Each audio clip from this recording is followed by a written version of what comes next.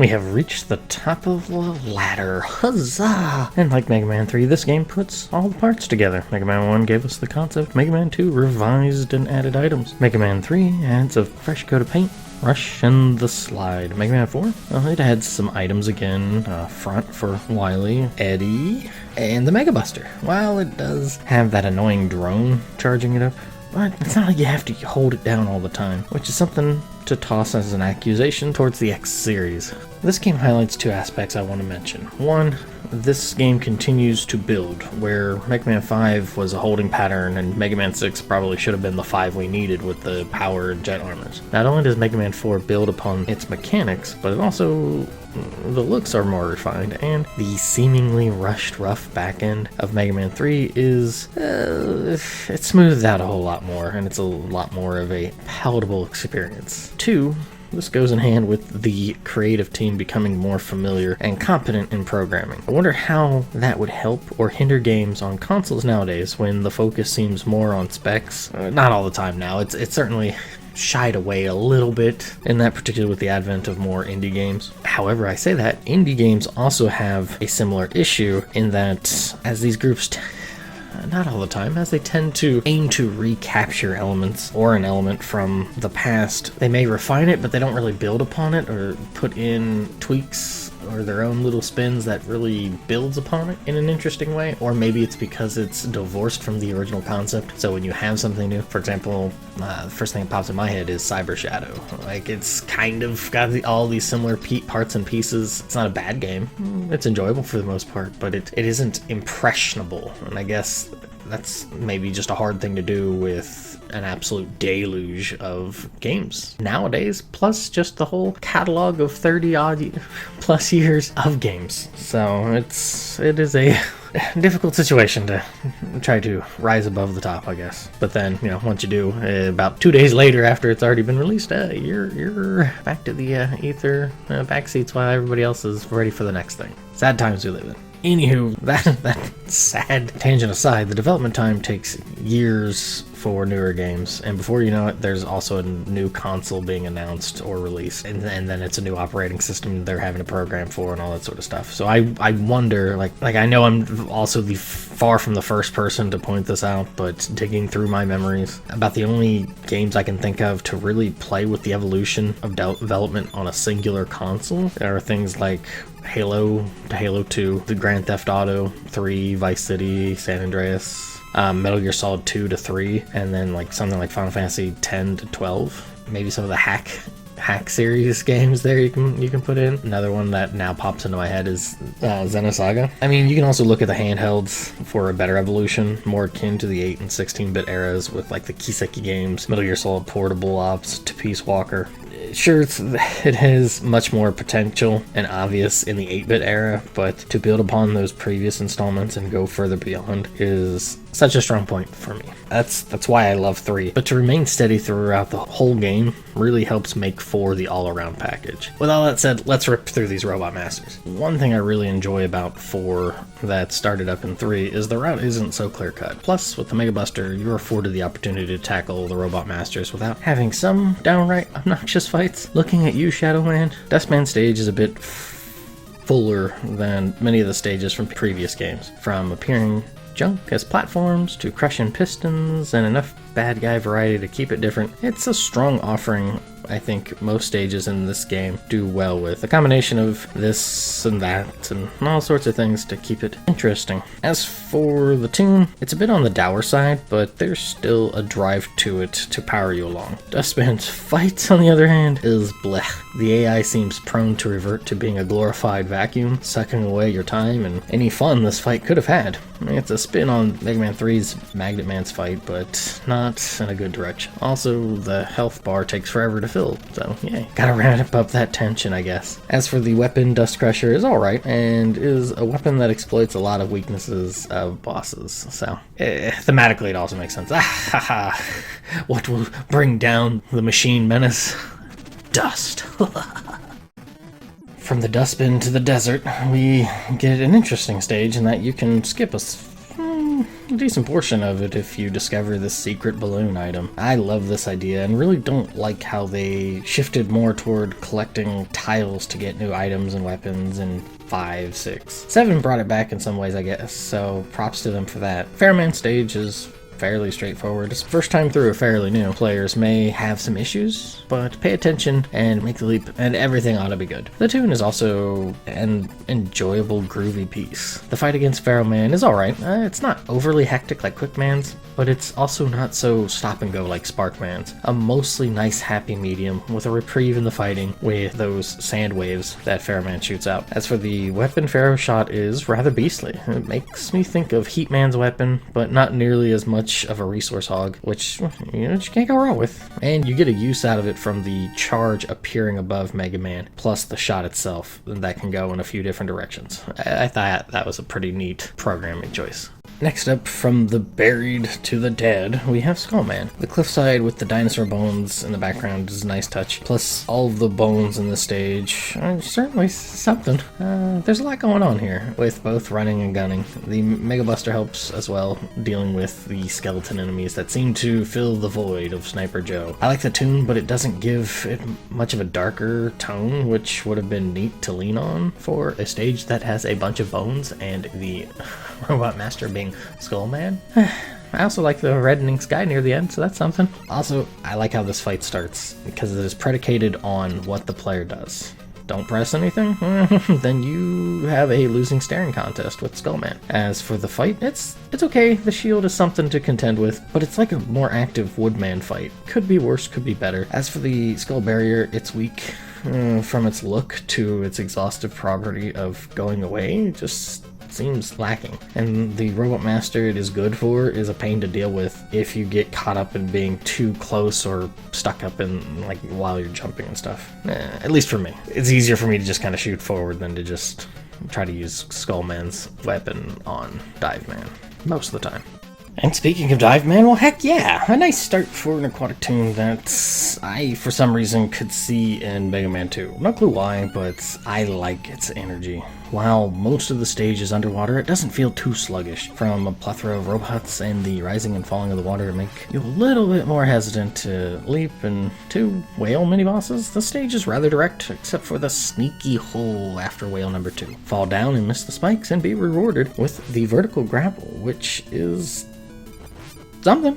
A clever idea to set it there, as there's at least a chance for a player to fall down there, like little 9-year-old me. That's how I found that out, was, you jump like right after it or something. I don't know. Sometimes you just get bored, you don't want to just run across. And you're like, I have all this jumping ability to me, this jumping range that wasn't available to me in pretty much any other stage just about. I'm going to use it. And there's been plenty of times. That first time you're like, oh, great, I've fallen into the hole. Wait. Now, while the wire can be used, it is really mainly helpful during the latter half of the game, so as to conserve energy for other weapons and rush. It's outside of making Mega Man look like he's head bobbing. There's really not much else to it. As for Dive Man's fight, like I said before, it's not hard, but he can pack a wallop. Sort of a more fluid hard man fight. Dive Missile exists, and I think only ever used it for Drill Man's weakness.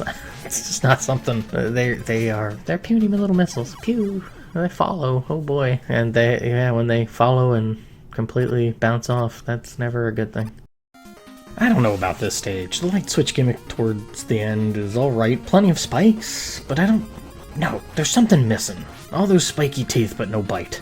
Maybe it feels too much like Brightman's stage, but it's dwarfed by it in so many ways. Maybe it's too drab looking. Maybe it's those poop shoots at the end, dropping dookies both hard and miserable. Anyway, the song's alright, if not quite my favorite. Just, there's something missing. It doesn't help that Drillman's fight is also annoying, similarly to Dustman's, as he'll disappear underground for a few seconds and then reappear, and then you have to lay into him before he jumps back down. Drill Bomb, however, knocks down walls for this game. Cool. However, the one tricky element is that you can detonate these shots in midair. If you're not aware of this, you are not beating the game, as Dr. Wily made it a point to keep that as a nasty surprise for you, which is kind of dickish, but I mean, Mega Man 2 did the same thing as well there at the end, so it's not entirely alien of a concept.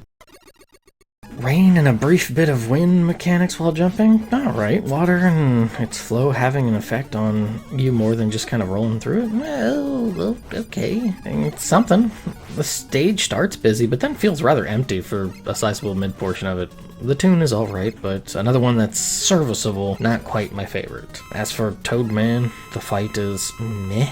Its AI is kind of wonky, but just keep on firing at it like some sort of bizarro robotic bullet sponge and avoid the jump to the end. And even then, sometimes it just doesn't work, and Toadman will just be like, okay, fine, keep shooting me. Rain Flush.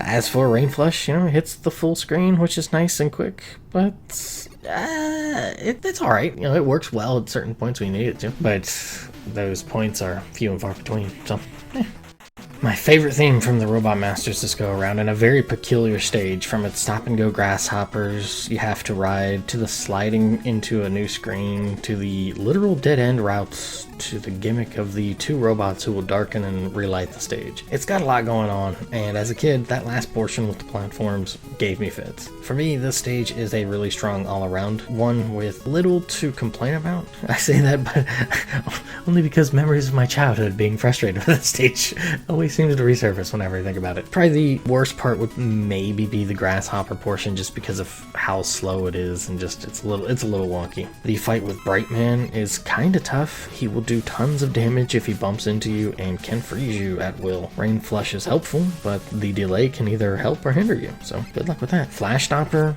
I don't really care for it. It can be handy, but it's really not my cup of tea. I will say it is kind of nice that it's done in segments, so it's just unlike Flashman's where it stopped everything until the energy bar depleted. This just uses segments of it, so that's nice. Go away, you horrible robot master from my childhood. This jerk stage feels like an evolution of Mega Man 2's Crash Man's, straight down to its music. Well, maybe not how it looks entirely. Its color scheme is a little different. The moving portions of those platforms is a nice touch, and wish that concept was pushed harder in the latter half of this game. Like in the vein of what that brief bit in Mega Man 3 with the scrolling horizontally platforms in one of Wily's stages. A missed opportunity. Now, Ringman's fight is a wonderful memory in my mind because he's really obnoxious, and as a child, I always hated that fight, but nowadays, Ringman's lost his luster. He can still be obnoxious, sure, but once that pattern is learned, and you can be able to move within that pattern, we'll say, it's really not that difficult. The evil memories of this monster those memories will still be there, but no new ones will surface because it's really not nearly as much of a troublesome fight, which in one hand is kind of sad, but on the other hand it's kind of nice.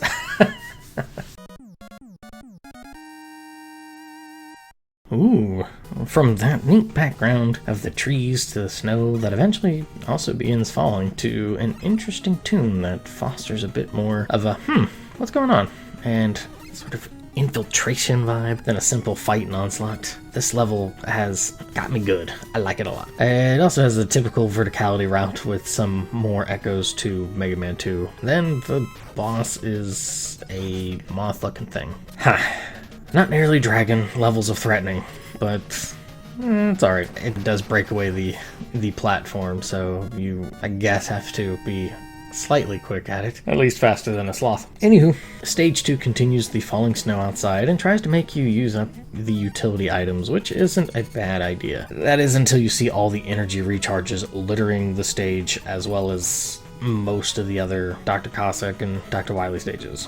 The boss is a weird room boxy thing that breaks off into 3 pieces and reassembles in the same kind of way. It's random in how many times it takes to reform, but it's really not that tough. Stage 3 changes up the tune, which I really dig. The look also has a lot more warm colors and could easily fit in early parts of Crash Man stage. In certain ways, it's a little bit jarring to go from what you were looking at before with the snow and everything to this. I really wish that they would have stuck with the snow here. That would have made this a lot more of a threatening level. It's a slow auto-scrolling bit, but it's really not that painful. Plus, it also has a neat trick to teach you about the balloon and how to get that E-tank at the end, which is really cool. The boss for it is a 2-piece fight with robots and spikes all around. It's not too tough and makes me think of an early concept that would eventually develop into that one boss in the Mega Man X series where you have to shoot the eyes and the walls of the room contract and expand. I don't know. For whatever reason, maybe it's just the color palette. It always makes me think of that. Stage 4 is fairly bland and quick, reverting back to the more cool and neutral colors with 2 routes to go, but here you fight the crane game Dr. Cossack. It's a 2-level floor that splits halfway and it makes it a little bit awkward for movement, and he can hit hard if you run into that, or if he grabs you with that claw there. So overall it feels like an okay fight. Once beaten, Wily shows up and acts like Drago, saying that he will break Mega Man. A level with nothing but metals? I'm oddly okay with this. The poor things never could compete with cuter characters like Slimes from Dragon Quest and Rush from this very series. Overall, the stage is okay and offers the last brief chance that Rush Marine had any use. This song for the stage is fairly bright, but not awful, and the boss for the stage is a big metal, which still gives me trouble. I don't know, for whatever reason, it's still obnoxious. Maybe I'm just dumb. Stage 2, really, from a color standpoint, goes more Wily, dropping the greens and yellows, which they've been used in the Wily stages before, at least variations of it, but this time it pivots really hard into going into the white and purple. It's a bit claustrophobic as the stage screens midway for a bit of navigating. They have you go through just like these tight little navigational areas. It's similar to Flashman's from Mega Man 2, but it's a neat little concept, whereas at least with Flashman's there's kind of like 2 tracks. This one, it's not necessarily like that, but there's just something not platform friendly about it to where it's a good enough thing to do. It's kind of like, whatever. As for the boss, it can be tough as you ride these conveyor belts to reach his weakness while dodging balls of fire directly or projectiles being shot and coming at you from above. Now, stage 3's tune, now that is some tasty, strong Dr. Wily level-esque stuff, cresting at just the right moment, but is reserved for such a small portion of the game with the refights. It's a tune that deserves more, I think. Anyways, you go through the refights, and then round 1 versus Wily in his machine, which fires a bunch of projectiles, and it's always just the right angle to be annoying. Then you'd best know that what I mentioned before about the drill bomb, or your goose is cooked. It's a slugfest of a fight, because at that point, once you get into the second part, the projectiles start getting spammed, and you just gotta get through it. Stage 4 is short and simple, with some worm robots to recharge your energy, as Pharaoh Shot is the winning move to make this time around. As for the fight with the capsule, it's not tough, but that tune is awesome. It's fantastic. Anywho, you win, and now enjoy an explosion and the subsequent train ride. Like I said before, the presentation continues to build from game to game, and that's such a nice evolution to see. And maybe because you don't see it so much, maybe it's because that's what I grew up with, seeing how Dragon Quest 1 to 2 to 3 were, and then going back to seeing like the original Final Fantasy 2 and 3, seeing how that stuff was. Or, even maybe not for everybody, for some people, Ninja Gaiden 1, 2, and maybe not so much 3, but that sort of thing. Or a very simple one, Mario 1 and 3. We'll say 2 doesn't count, but Mario lost levels in 3 and seeing that sort of progression. But yeah, Mega Man 4 feels like it appreciated the previous games as well, especially 1 and 2, in their own way, and that's, to me, is how you build a legacy. A series to endure and still be loved by people some 30-odd years later. It works, and I can see myself playing these games over and over and over and over and over again until my thumbs fall off. And that's really about it for me. So, thanks for watching, listening, and all that fun jazz, and take care.